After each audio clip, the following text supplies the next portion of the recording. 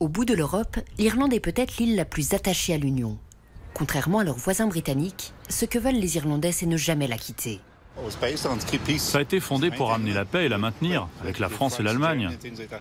Et maintenant, avec le Brexit, les Britanniques sont fous d'en partir.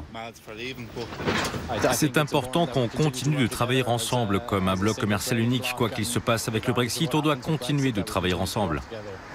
Cet attachement tient en partie à un sujet européen sensible qu'ici on préfère taire, mais qui maintient les Irlandais économiquement bien au chaud en Europe.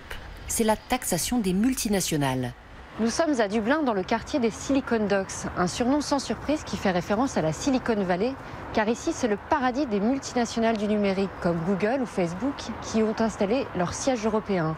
Cet attrait irlandais est devenu un enjeu pour l'Europe, car grâce à de savants montages financiers, les entreprises transfèrent ici leurs bénéfices réalisés dans d'autres pays européens, car l'Irlande dispose d'un taux d'imposition très bas, 12,5%, quand il n'est pas négocié en sous-main avec le gouvernement jusqu'à moins de 1%, comme ce fut le cas d'Apple en 2014.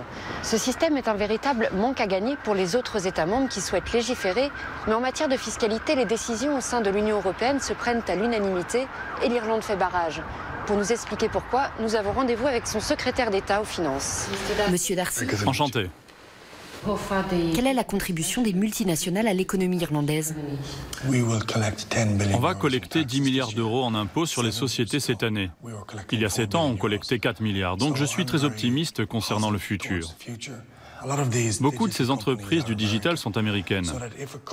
Si ces sociétés, et je ne dis pas qu'elles le font, mais si une entreprise met en place des pratiques pour échapper à l'impôt et qu'elle ne paie pas les impôts qu'elle devrait payer sur ses profits, cela doit être géré à un niveau global, avec l'OCDE. Cela ne peut pas être résolu pays par pays, continent par continent, groupe économique par groupe économique. Beaucoup d'Irlandais tiennent à garder ces multinationales car elles créent des emplois. Facebook, par exemple, vient de racheter ce terrain derrière qui va lui permettre de quadrupler la taille de son siège et de créer 1000 postes supplémentaires. Même chose pour Amazon qui a annoncé la création de 1000 emplois. Ce sont autant d'opportunités pour les jeunes générations d'Irlandais. Bienvenue sur le nouveau campus de l'Université de technologie de Dublin.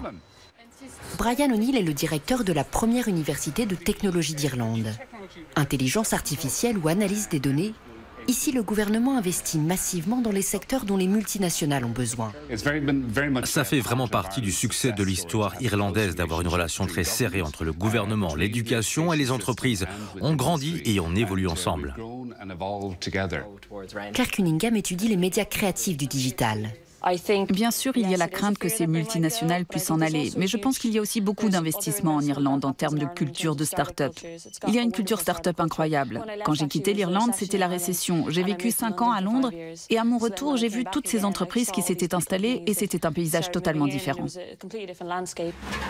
L'Irlande a connu une croissance de 5,8% en 2018. Mais beaucoup dénoncent un chiffre artificiel gonflé par les transferts de bénéfices des sociétés. Candidate aux élections européennes, Ellis Ryan se bat depuis toujours contre cette politique qui, selon elle, n'a fait que creuser les inégalités.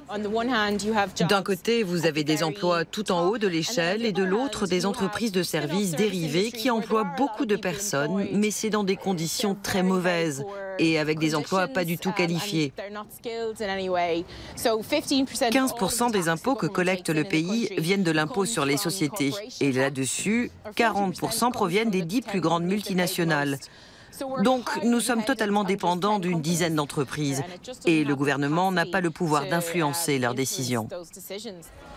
Pour le moment, la majorité des Irlandais s'accommodent très bien de ce modèle et il semble avoir de beaux jours devant lui, car avec le Brexit, le gouvernement a annoncé mettre tout en œuvre pour attirer les sociétés britanniques.